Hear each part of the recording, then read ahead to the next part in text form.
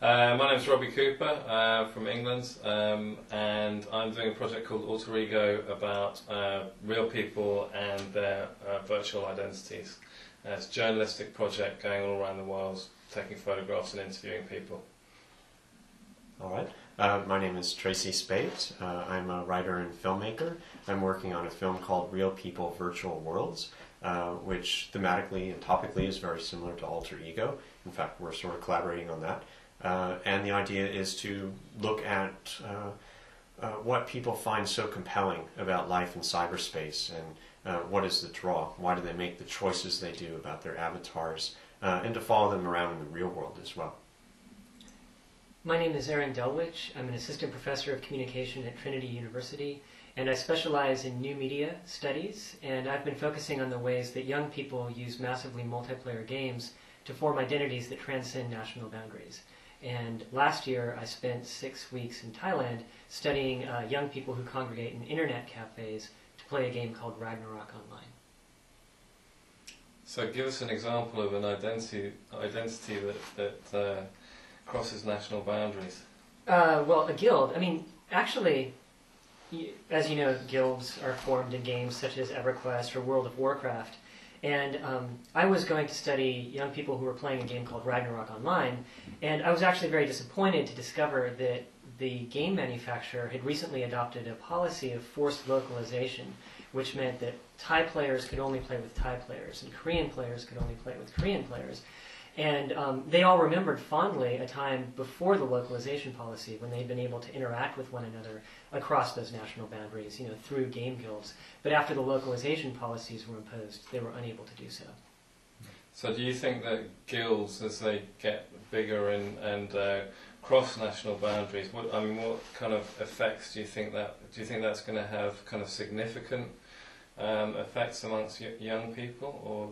Well, I wouldn't go as far as to say necessarily significant. I'm not sure exactly what will happen as a result, but I think that there's something very positive happening there. Just the perception that they are connected to people in other parts of the world, and actually they are coming together in a persistent shared space to solve problems. And I think it's quite possible that at some point people will realize, hey, you know, we teamed up to attack this, 60th level elite mob in this game. Let's do something about global warming, or let's talk about human rights. And I realize that sounds completely naive, idealistic, and utopian, but I still cling to it. What about the lady in the conference who was talking about language? Do you think, because I heard a while ago that in Final Fantasy it translates your English into Japanese and vice versa, but I've heard since then that isn't the case, that it's just sort of game commands and specific things like that. Presumably there's some sort of potential for translation software to be built into games. I'm just wondering if is that a good thing or a bad thing? Does it kind of remove the need to learn a language and learn about someone else's culture, or is it, I don't know, I'm still sort of thinking about it. Yeah, I think it could go either way. I mean, on the one hand, it removes the need to learn the language, but actually in doing that, it could make it possible to learn about somebody else's culture. Or you could learn the language by practicing it with native speakers. And I got to improve my German playing World War II online, and I would talk to the German player base as as they're going to bed, the Americans are kind of taking over in the virtual battlefield, and so I could chat with the German players and improve my German. So I think it also provides opportunities for lots of different language speakers to come together and learn each other's languages if they want. Yeah, I'm also interested by the idea that as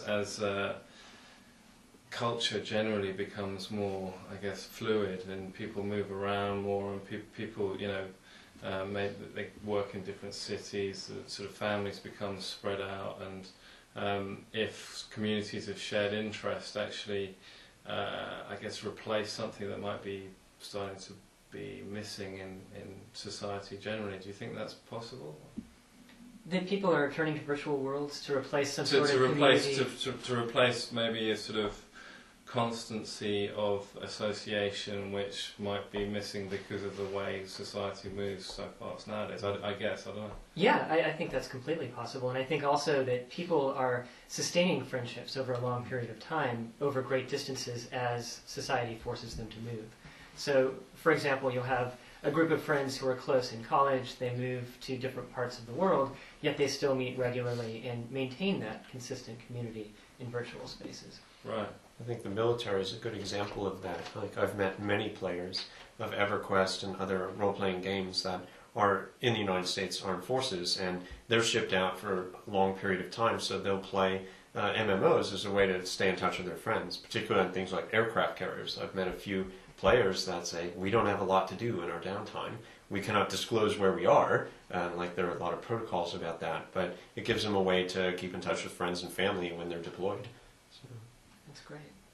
I thought the most amazing thing for me in the whole show was that the idea of kind of little idea spaces where you can demonstrate ideas in a much more visual and kind of effective way than if you were just and the whole idea of sort of dynamic, the computer being able to understand what you're saying, and that seemed to be like a possibility in the future of having sharing ideas in these little instances. I thought that was very powerful indeed. I think we've seen a good instance of that in Second Life with Live to Give Island, although it's not quite in the sense he intended it as literally an enclosed idea space, but one within a larger game situation with 100 square kilometers of simulated space in Second Life. But there were a group of cerebral palsy sufferers who created this virtual island to teach others about what it's like to have cerebral palsy and these sort of physical limitations. And the island has sculptures they've made that express how they feel about their condition, and they're poems, so you can click on little things and it'll scroll through the poetry and about being trapped in the body and not able to control your limbs. And it's a very powerful place. It's like going to a museum and experiencing this directly. And I think it can be a powerful teaching tool and a space where ideas can be exchanged.